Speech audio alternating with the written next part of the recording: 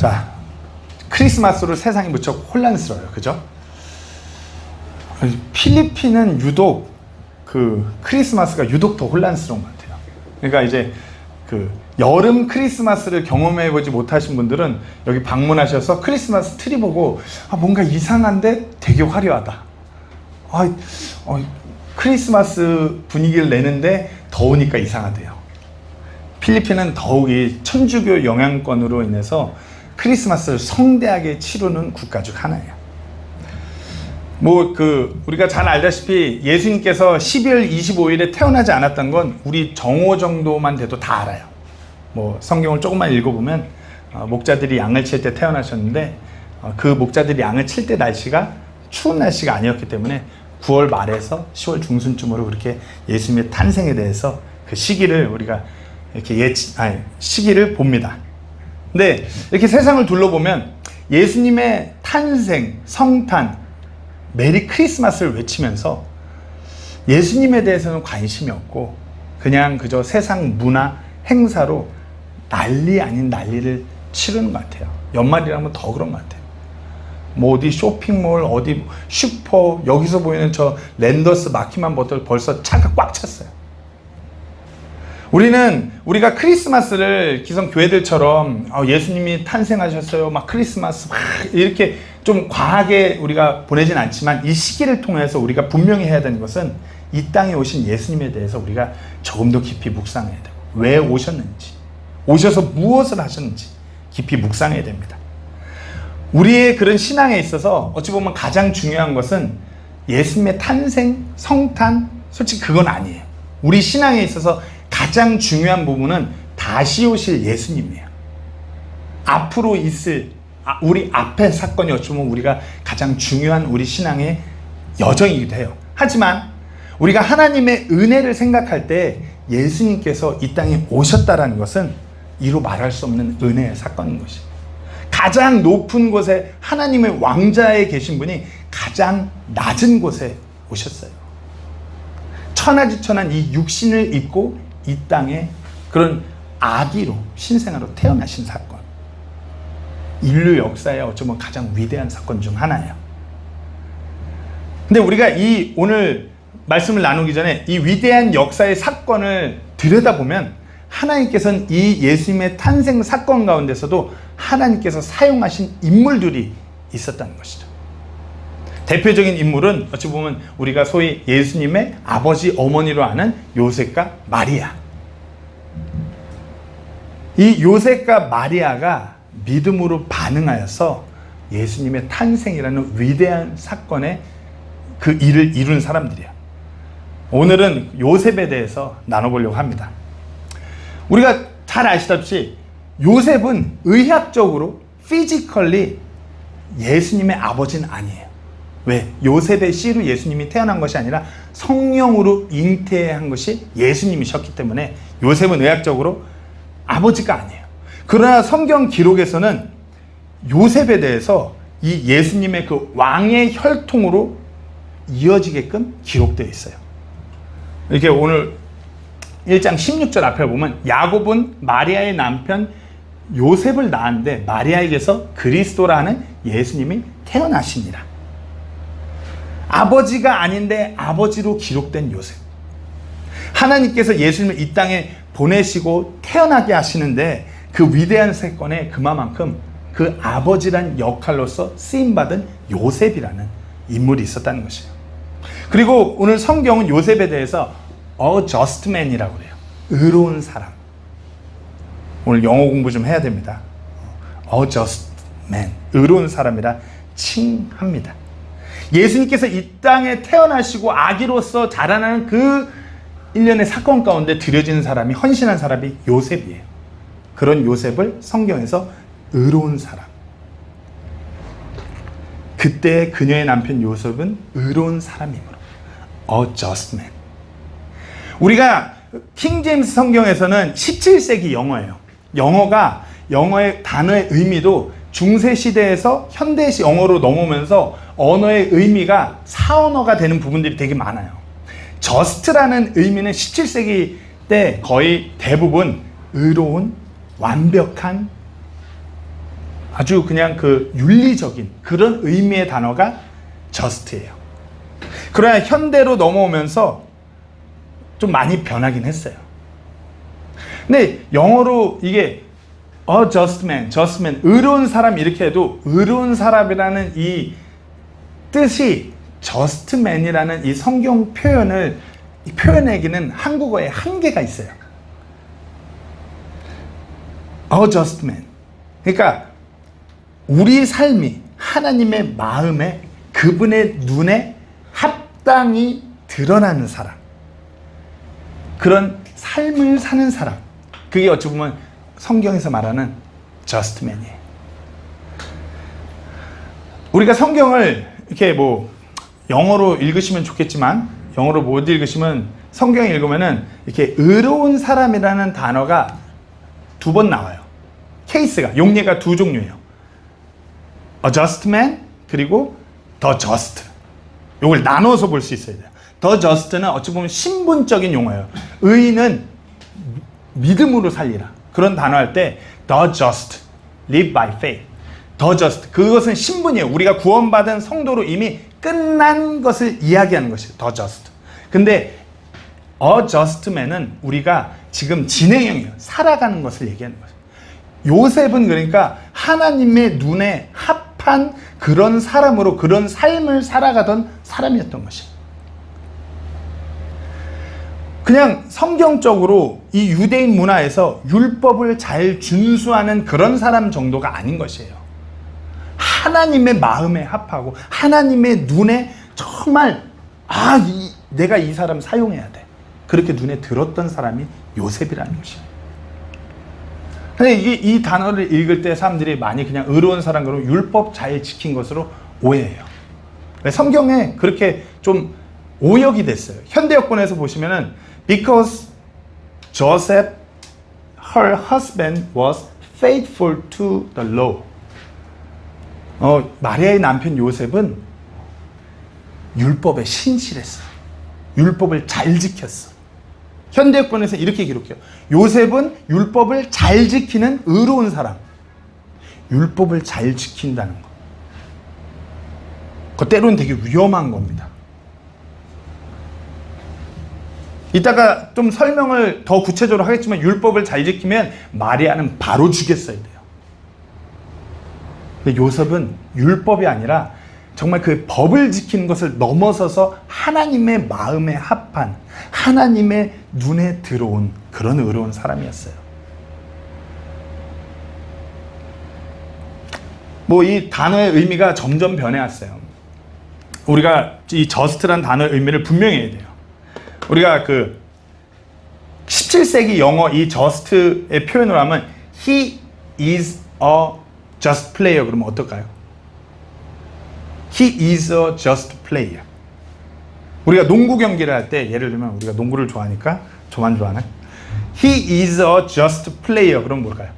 감독의 눈에 딱 맞는 사람.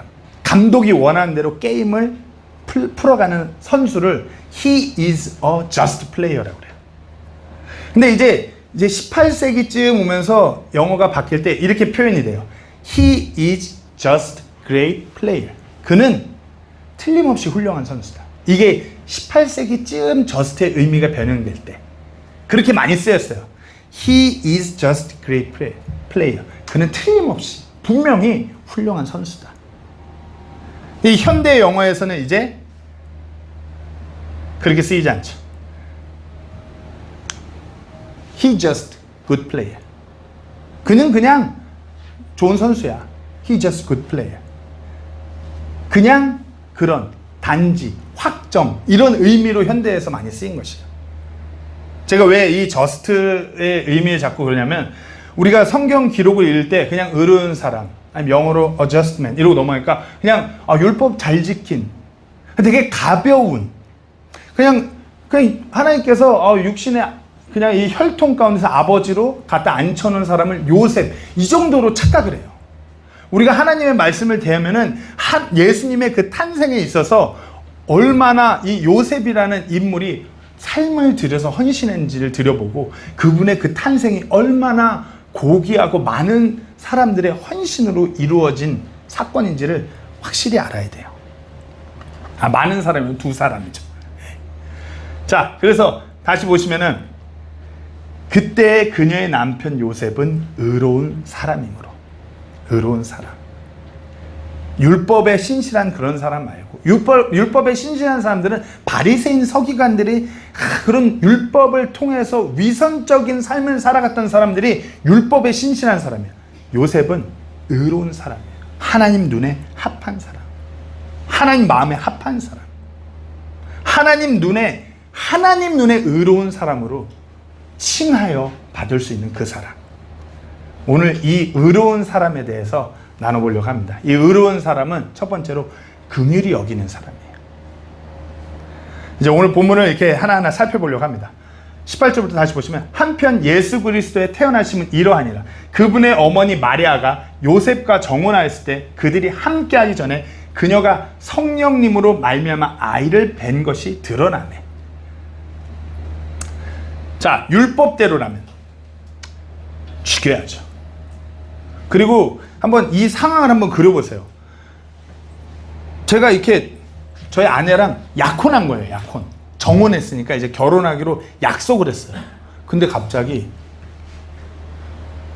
손도 안 잡았는데 얼굴도 제대로 정혼할 때 만났는데 배가 부르기 시작하는 거. 어떨 것 같아요? 신랑으로서. 5만 가지 생각이 막 드는 거예요. 요즘 그런 막 그 불륜 아침 드라마의 그 막 그게 그 배우처럼 막 5만 가지 생각이 다 드는 거예요.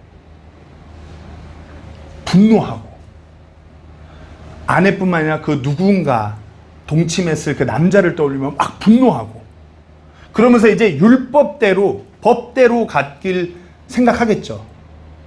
율법대로라면 마리아를 포함한 마리아와 동침했을 그 남자까지도 죽일 수 있어요. 율법에 그렇게 기록되어 있어요. 레위기 20장 20절에 다른 남자의 아내와 간음한 남자, 곧 자기 이웃의 아내와 간음하는 자가 있을 경우 그 간음한 자와 간음한 여자를 반드시 죽일지니라. 둘 다 죽일 수 있어요. 율법대로 하면. 이게 유대인의 법이에요. 인간적으로 막 분노해서 요셉은 충분히 그럴 수 있었어요. 그러나 요셉 그는 그 자신의 정혼녀 마리아를 긍휼히 여긴 것이에요. 그러면서 19절 어떻게 해요? 그때 그녀의 남편 요셉은 의로운 사람이므로 그녀를 공개적인 본보기로 삼으려 하지 아니하여. 공개적인 본보기가 죽이는 것이에요. 돌로 쳐 죽이는 거예요. 공개적인 본보기로 삼으려 하지 아니하여 은밀히 그녀를 버리려고 마음먹었으나. 은밀히 내 옆에 붙어 있어도 결혼하지 않았는데 배가 이렇게 나오고 이런 사람들이 알면은 율법대로 공개적으로 본보기를 삼아 죽이는 것을 회부하게 돼요. 법대로 하게 돼요. 그러니까 어떻게 은밀히 그녀를 멀리 버리려고 마음먹은 것이, 불쌍히 여긴 것이에요. 그래도 살아야지. 자신의 그런 분노하는 그런 감정, 그런 걸 내려놓고 먼저 그녀를 불쌍히 여긴 거예요.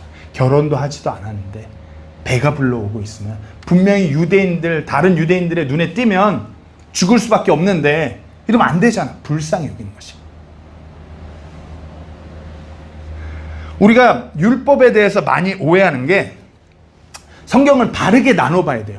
율법을 그때 당시에 그 율법과 지금 신약 교회와 좀 나눠볼 수 있어야 돼요. 율법이라는 것은 광야에서 이스라엘 백성이 생활할 때 하나님께서 그 이스라엘 백성에게 지키라고 주신 법이에요. 그 이스라엘 백성을 보존하기 위해서. 지금 우리가 율법대로 살진 않잖아요. 혹시 자, 율법대로 따지면 이번 주에 돼지고기 드신 분, 정훈 형제님이랑 제가 이번 주 중에 돼지고기 먹었었거든요. 저희는 율법대로 율법을 어긴 자들입니다. 율법을 어긴 목회자와 그 교회의 성도. 돼지고기 먹으면 안 되거든요. 율법대로라면. 피도 먹으면 안 되고. 율법대로라면 우리 어제 모였어야 돼요. 안식일에. 제7일 안식교회가 막 이단 쟤는 토요일날 모이니까 이단이야. 근데 구약 성경대로는 그들은 율법을 잘 지키는 교회예요. 우리는 율법을 그렇게 우리한테 적용하는 교회가 아니에요. 바르게 나눠서 성경을 봐야 돼요. 우리 아이들 막 성인 되기 뭐 할례하고 이런 거 아니잖아요. 율법을 바르게 나누어서 해석할 수 있어야 돼요. 율법은 광야에서 생활하고 지내는 이스라엘 백성들을 지키고 돌보시기 위해서 하나님께서 그들에게 주신 법이에요. 신명기 22장을 쭉 읽어보면 그 광야에 있는 이스라엘 백성 그 공동체에게 성적 윤리의 그 법에 대해서 말씀하시는데, 그런 성적인 윤리를 어긴, 그 율법을 어긴 사람은 즉각 다 죽여요. 반드시 죽일지냐, 이렇게 기록되어 있어요. 신명기 22장 22절 요거 하나 보면, 이렇게 너는 이스라엘에서 악을 제거할지. 그 성적인 법도를 어긴 그 이스라엘 백성 그 공동체 안에서 반드시 죽인 다음에 뭐라고 하냐면, 이렇게 너는 이스라엘에서 악을 제거할지냐. 우리 이렇게 하니까 마치 구약에 나오는 하나님을 다들 되게 진노의 하나님, 분노의 하나님, 잔인하고 잔혹한 무서운 하나님 막 이렇게 떠오르시는데, 아니에요. 이스라엘 백성들 그 광야에서 돌보시기 위해서, 지키시기 위해서 하나님께서 이런 법을 주신 것이에요. 광야에서 이들은, 이스라엘 백성은 광야에서 허허 벌판에서 자기들끼리 모여서 생활했어요. 만약에 이스라엘 백성들이 성적으로 문란했다면, 첫 번째로는 예수님께서 이 땅에 오시는 이스라엘의 그 다윗의 자손 왕의 혈통이 깨져요. 왜? 성적으로 문란하니까 이방 국가와도 아무렇지도 않게 결혼을 하면서 피가 섞이기 때문에. 예수님의 혈통적인 순결을 지키기 위한 첫 번째 목적이 있고요. 또 그뿐만 아니라 이 공동체 안에서 간음이 난무하게 되면 이 공동체가 서로 이제 망가지는 것이에요. 공동체가 그 광야에서 서로 살아나갈 수가 없는 거예요. 문란하게 된다면. 하나님께서는 이 공동체를 지키고자 성적인 윤리와 그런 모든 것들을 온전히 법을 세워서 공동체를 돌보신 것이에요. 하나만 예를 들자면, 그 유대인들이 율법에 되게 막 준수하고 막 그러잖아요. 근데 이 성적인 윤리의 율법을 깨트린 그 위대한 캐릭터가 누군지 아세요? 성경 인물에? 다윗이에요. 예수님은 그런 다윗 왕의 혈통에서 태어나신 분이에요. 그러나 율법을 어긴 사람일지언정 다윗일정 하나님께 용서를 받고 위대한 하나님의 일을 이뤄갔어요.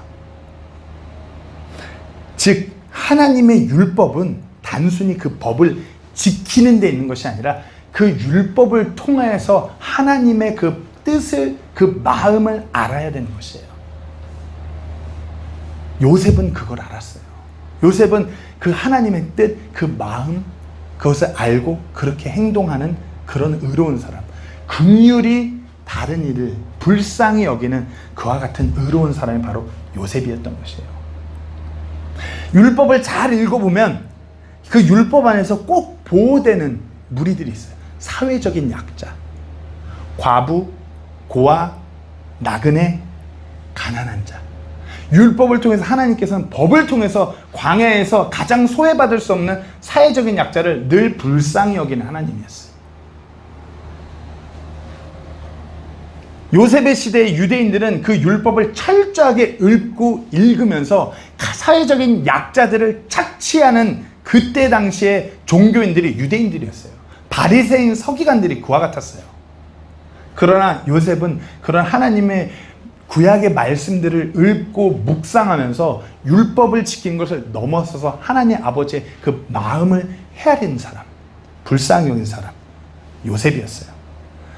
때문에 그는 마리아를 버리고자 하지 않았어요. 마리아를 죽이고자 하지 않았어요. 은밀히 버리려 했어요. 살리기 위해서. 그런 긍휼히 여김을 통해서 예수님의 탄생이라는 위대한 사건이 일어난 것이에요.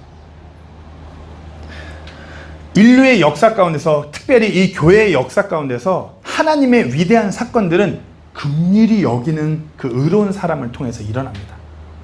제가 설교 때 몇 번 예화로 썼던 주기철 목사님. 주기철 목사님은 자기 아들을 총으로서 총살시킨 그 사람을 데려다가 양자 삼아서, 법대로 하면 그 사람 이제 이게 전쟁 그게 끝나고 그 사람 죽는 거였어요. 많은 사람을 총살시킨 장본이거든요. 그러나 법대로 죽인 건데 총사령관에게 그를 제발 용서해달라고 데리고 와서 자기 아들 삼아요. 긍휼히 여겼어요. 자기의 인간적인 그 분노의 감정을 내려놓고 하나님 아버지의 마음으로 긍휼히 여겼어요. 그래서 그분이 결국 목사님이 되어서 많은 혼들을 주님께로 이끌었어요. 주기철 목사님. 우리가 해외로 보면 우리 모두가 너무나 잘 아는 그 창끝이라는 영화, 엔드 오브 스피어라는 영화의 짐 엘리엇 선교사님. 그런 아마존 강에 그런 막 미개한 종족들에게 복음을 전하고자 비행기 타고 갔어요. 근데 이때 당시에 미국은 강대국이었기 때문에 미국 사람들이 어디 갈 때, 그런 곳에 갈 때 매뉴얼이 총을 소지해요. 만약에 위험한 상황이 되면 이 총을 사용하는 것이 그때 선교사들한테도 매뉴얼이었어요. 이제 근데 그 아마존에 비행기를 내리고 짐을 내리는데 거기 종족들이 막 다가와요. 근데 보니까 분위기가 이게 지금 인사하러 오는 분위기가 아니에요. 창을 들고 자신들을 죽일 것 같이 다가오는 무리들을 발견해요. 분명히 주머니에 총이 있었어요. 매뉴얼대로 할 수 있었어요. 그런데 어떻게 해요? 그들은 그들을 불쌍히 여겼어요. 자신들이 이미 예수님을 믿고 구원받아 저 하나님의 그 천국이 약속된 백성이지만 그렇지 못한 그들을 보았을 때 불쌍히 여기고 어떻게 해요? 주머니에 총이 있는 채로 그들의 창에 찔려 죽었어요. 여기서 끝이 아니죠. 그리고서 이제 그의 아내가 다시 그 지역으로 와서 그 사람들에게 다가가 자기 남편을 죽인, 뱃속에 아이까지 있는 채 복음을 전하러 간 자기의 남편을 죽인 그들을 불쌍히 여기고 복음을 전합니다. 그 일로 인하여 거기서 수많은 목회자가 나오고 그 지역에 복음이 뿌려지게 됩니다. 어떤 사건에 의해요? 긍휼히 여기는 사람들로 인하여서. 하나님께서는 늘 의로운 사람들, 긍휼히 여기는 그 하나님의 마음에 합한 그 사람들 통해서 일하세요. 하나님은 지금도 의로운 사람을 통해서 누군가를 정말 불쌍히 여기고 하나님의 그 마음으로 사람들을 바라보는 그 사람을 통해서 위대한 일을 이뤄가기를 원하세요. 한번 스스로한테 나는 어떠한가 한번 물어보세요. 나는 누군가를 이렇게 불쌍히 여기는, 긍휼히 여기는 의로운 사람인가? 누군가를 바라보면서 그저 이해타산으로 계산적으로 바라보고서 사람과 관계하고 이런 사람인가? 아니면 나는 하나님의 마음을 품어서 그를 불쌍히 여기고 세상적인 계산과 상관없이 예수님을 증거하고자 하는 그런 의로운 사람인가? 생각해 보셔야 됩니다. 두 번째로 요셉은 말씀을 믿는 자였어요. 말씀을 믿는 사람. 말씀을 믿는 사람이 하나님의 마음에 합한 사람입니다. 요셉이 이제 마리아에 대해서 그렇게 그를 은밀히 불쌍히 여기고 그렇게 하려고 한 찰나에 이제 천사가 그에게 나타납니다. 그가 이 일들을 생각할 때 보라, 주의 천사가 꿈에 그에게 나타나 이르되 너 다윗의 자손 요셉아, 네 아내 마리아 데려오기를 두려워하지 말라. 그녀 안에 수태된 그것은 성령님으로 말미암았느니라. 21절에 그녀가 아들을 낳으리니 너는 그의 이름을 예수라 하라. 이는 그가 자기 백성을 그들의 죄들에서 구원할 것이기 때문이라 하니라. 한편 이 모든 일이 이루어진 것은 주께서 대언자를 통해 말씀하신 것이 성취되게 하려 함이더라. 이르시되. 뭐라고요? 주께서 대언자들을 통해 말씀하신 것이 성취되게. 요셉은 이 구약의 말씀을 믿고 있는 사람인 것이에요.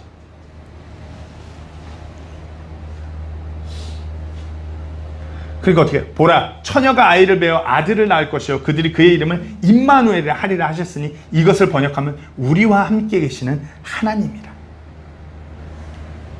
그러나서 그때 요셉이 잠에서 깨어 일어나 주의 천사가 자기의 분부한 대로 행하여 자기 아내를 데려오고, 막 이렇게 생각할 때 천사가 와서 하나님의 말씀을 전해요. 하나님의 그 천사를 통해 하나님의 말씀을 듣고 요셉이 눈이 번쩍 뜹니다. 자기가 믿고 있는 그 말씀대로 이루어지는 이 대언자들을 통해, 특별히 이 대언자라 하면 이사야 대언자를 통해 전한 그 말씀이 지금 이루어지고 있는 것을 자기 믿음으로 바로 알았기 때문이에요.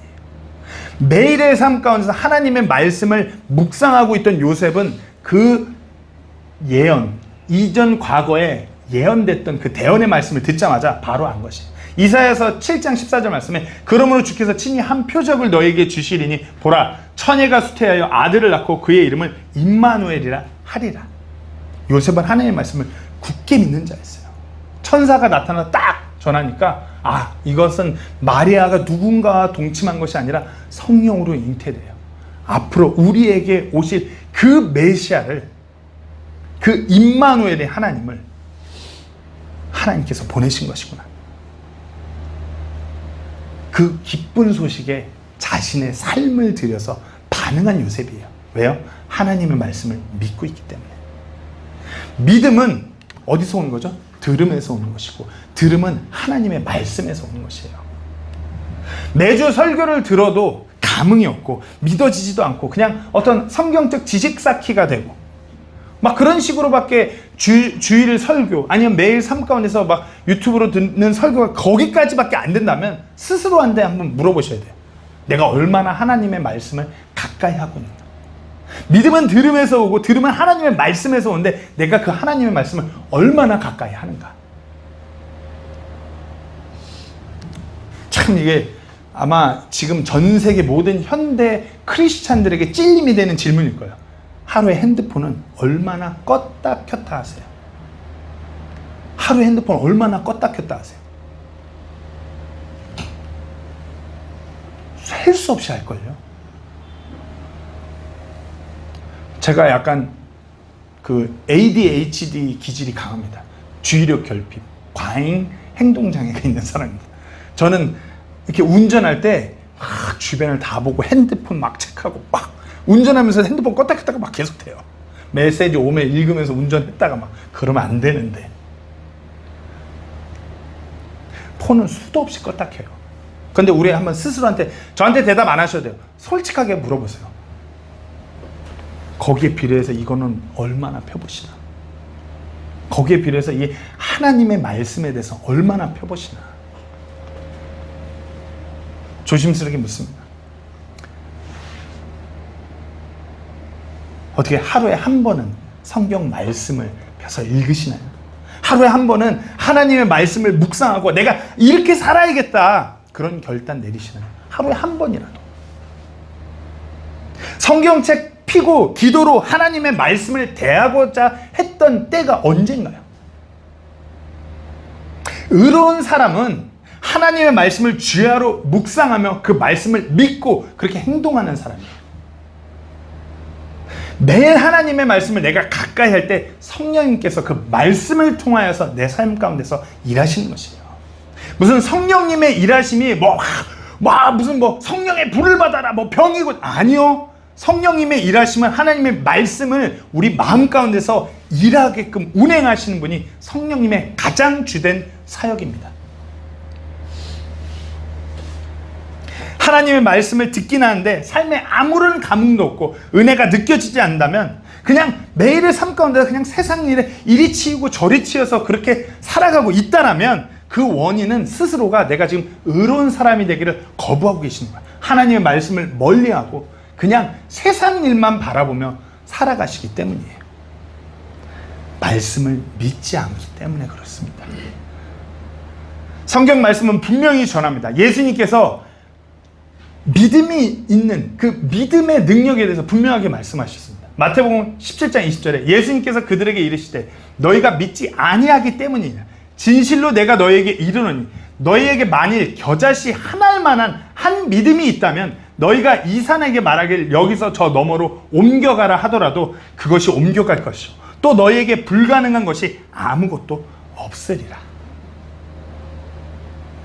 의로운 사람, 하나님께서는 이렇게 믿음이 있는, 하나님께서 하신 말씀에 대한 믿음이 있는 사람을 통해서 하나님의 위대한 일을 이뤄가시는 것이에요.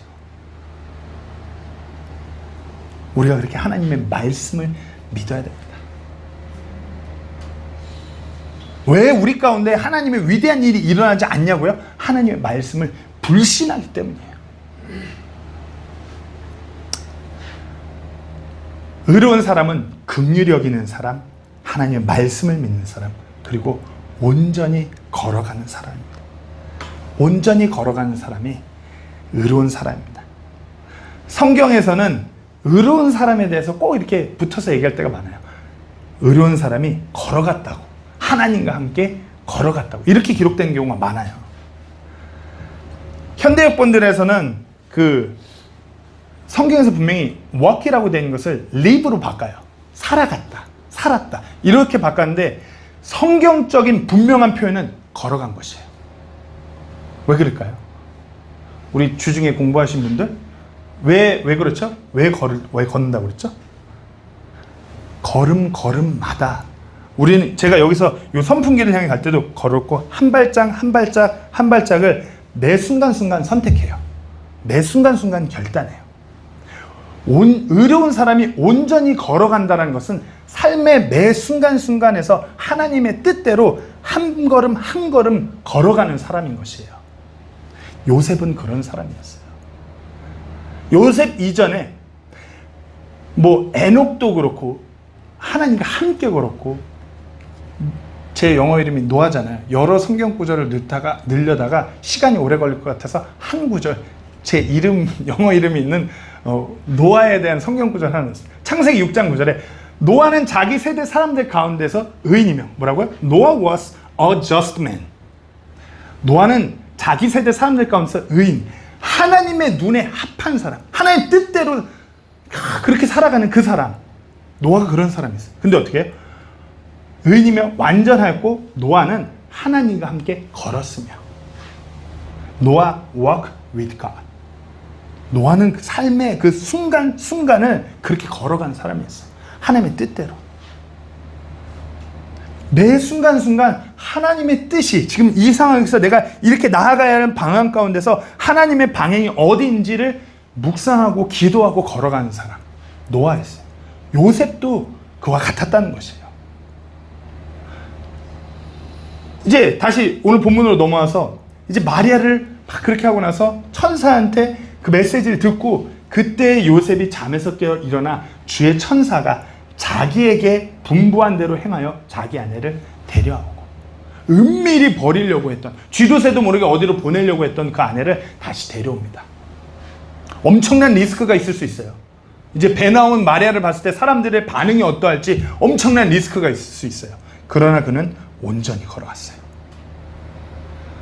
그녀가 그녀의 맏아들을 낳을 때까지, 예수님을 낳을 때까지 그녀를 알지 아니하다가 낳음에 그의 이름을 예수라 하니라. 천사로부터 뱃속에 예수님이라는 것을 듣고, 처녀가 잉태해요. 처녀여야 됩니다. 그 말씀대로 온전히 걸어갔어요. 마리아를 결혼했음에도 불구하고 동침하지 아니하고 예수님이 태어나기를 간절히 지킨 것이에요. 그 말씀을. 근데 여기서 끝이 아니죠. 예수님이 탄생의 사건에서 연결되는 부분은 헤롯 왕 스토리가 또 연결되지 않습니까? 마태복음 2장 13절 14절 보면 그들이 떠난 뒤에, 이거 동방박사, 동방의 지혜자들, The wise men이 떠나간 뒤에 보라, 주의 천사가 꿈에 요셉에게 나타내되 헤롯이 어린아이를 찾아 죽이려 하니 일어나 어린아이와 그의 어머니를 데리고 이집트로 도피하여 내가 내게 말을 전해줄 때까지 너는 거기 있으라 하네. 이제 아기가 얼마 크지도 않았는데 떠나야 돼요. 그래서 14절에 그가 일어나 밤에 어린아이와 그의 어머니를 데리고 이집트로 떠나. 이제 마리아가 임신하면서 막 예루살렘 막 이렇게 조세 등록 때문에 막 이러고서 출산했어요. 베들레헴에 온전히 양육할 틈도 없이 헤롯 왕이 이제 죽이려고 하니까 목숨의 위협이 오니까 어떻게 해요? 천사의 또 메시지를 듣고 이집트로 향해요. 이때 당시 그때 그냥 지금 그 학자들이 추론하기로 그때 이렇게 육로로 걸어갔을 때 600km가 좀 넘는 거리를 갔을 거라고 해요.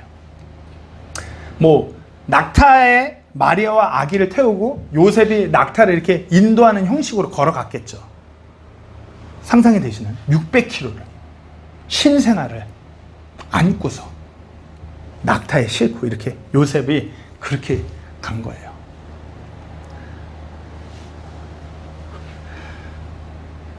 유타에 가면, 유타 주에 가면 그 유타 몰몬 본부가 있어요. 거기에 박물관이 있거든요.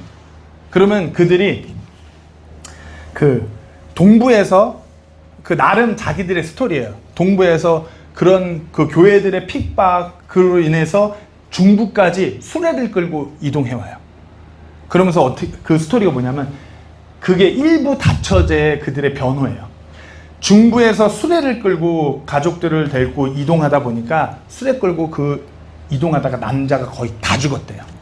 그래서 그 딱 중부에 도착했을 때 그들이 살기 위해서 자기들의 그 공동체를 보존해 나가기 위해서 일부 다처제를 선택했다 이거야. 남자가 다 죽었어. 수레 끌고서 오는데도. 한번 생각해보세요. 600km를 죽음의 위협 가운데서 낙타 이렇게 끌고서 마리아가 이렇게 아기 안고 이렇게 가는 거. 얼마나 힘들었겠어요. 600km예요. 제가 그 미국 그 유학 초기 때 정호가 태어났잖아요. 정호 잘 알아야 돼. 너 엄마한테 감사해야 돼. 미국 유타에서 태어나고서 정호가 진짜로 몇 주 안 됐을 때 우리가 캘리포니아로 이동하는데 그 560마일이 넘었어요. 그러니까 키로로 따지면 거의 1200km예요. 저희가 그래서 미니밴에 살림살이들 이것저것 다 때려 넣고 저희 아내가 신생아 정호를 이렇게 카시트에 있다가 이렇게 하면서 안으면서 번갈아가면서 차에서 미니밴으로 600km 정도 가서 라스베가스에서 잠깐 자고 또 연이어서 600km를 오는 그 여정이었어요. 엄청 힘들었어요. 차로 오는데도. 저희 아내는 힘들어서 몸조리도 잘 못하고 잘 모르지만 제가 졸아갖고 몇 번 천국 갈 뻔했어요. 근데 도로에 차가 없어서 갔다가 다시 돌아오고 반대차선 넘어갔다 다시 돌아오고 600km 여정이 차로 가도 그래요. 어땠을까요? 요셉이 무슨 차가 있었던 것도 아니고 무슨 오토바이가 뭐 여기처럼 트라이시클이 있는 것도 아니고 600km예요. 그러고서 이제 겨우겨우 이집트에 도착했을 때 그때 어땠을까요? 이건 뭐 이 땅에 메시아를 지금 우리가 데리고 왔는데 이 문란한 이방 국가에서 삶을 연명해야 되는 것이에요. 요셉은 어쨌든 나름 남편이고 가장이에요. 기가 찰 노릇인 것이에요. 인간적으로 견디기 힘든 순간의 연속이에요. 어떻게 이럴 수가 있나? 그러나 어떻게 해요? 요셉은 그럼에도 불구하고 온전히 걸어간 것이에요. 그럼에도 불구하고 하나님 말씀하신 대로 온전히 걸어갔어요. 분명 너무 힘들어서 때론 넘어졌을 때도 있을 것이에요. 너무 힘들어서 하나님 어떻게 저한테, 분명히 성경에 기록되어 있지는 않았지만 인간적으로 너무나 힘들어서 쓰러졌을 때가 몇 번이나 있었을 것이에요. 그러나 성경 말씀은 분명히 기록되어 있습니다. 예수님이 자라나서 예루살렘 성전에 왔다. 우리가 하나님 말씀대로 곧바르게 올바르게 이 세상을 걸어가다 보면 쓰러진 때가 너무나 많아요. 저라고 왜 아니겠어요? 저도 쓰러져요. 그러나 성경 기록에서 분명히 우리에게 말씀하시고 권면하십니다. 잠언 20장 16절 말씀, 24장 16절 말씀에 의인은 7번 넘어져도 다시 일어나지만 사악한 자들은 넘어져 악한 일에 빠지리라.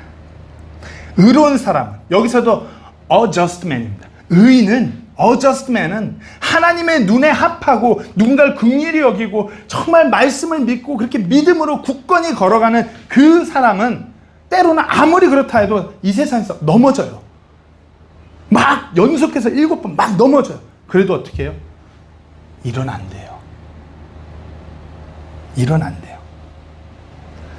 그리고 다시 또 걸어갑니다. 그것이 의로운 사람이에요. 예수님의 탄생이라는 위대한 사건에 의로운 사람 요셉의 삶이 그렇게 드려졌어요. 우리가 여기서 이제 마지막으로 돌아봐야 되는 것은, 가장 중요한 것은 예수님께서는 이런 누군가의 이 헌신까지 받아가면서 왜 태어나셔야 됐는가? 이 땅에 왜 오셔야 했는가? 너무나 쉬운 답변이죠. 예수님께서 이 땅에 오신 이유, 죄인들을 구원하시기 위해서. 결과론적으로 요셉은 죄인들을 구원하는 그 일에 헌신한, 죄인들을 구원한 일에 삶을 들인 하나님의 의로운 사람이 요셉이었던 것이에요. 우리가 지금 이 교회 시대를 살아가는 성도라면 우리도 요셉과 같이 의로운 삶으로 하나님께 드려져야 됩니다. 주님의 복음이 확장되도록.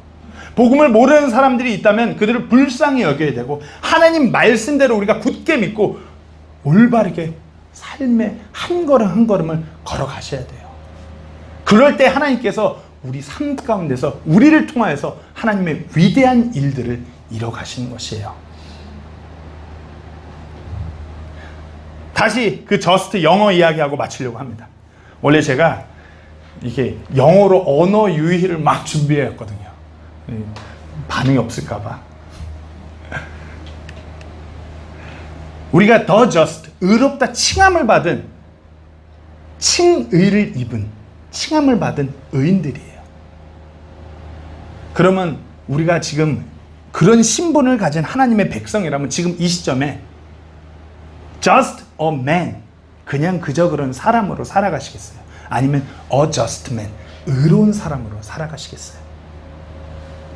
세상은 분명 우리를 보고 just a man, 그냥 그저 그런 사람이야. 그러나 하나님 눈에 우리가 a just man으로 드러난다면, 우리가 하나님께 그 의로운 사람으로 인정받는다면, 세상은 우리를 보고 그냥 그저 그런 사람이라고 말할지 모르겠지만 하나님께서는 우리를 붙들어 하나님의 위대한 일을 이뤄가신 줄로 믿으시기를 원합니다. 우리가 그렇게 의로운 사람으로 드려지는 그런 교회, 그런 성도 되기를 소망합니다. 기도하고 마치겠습니다.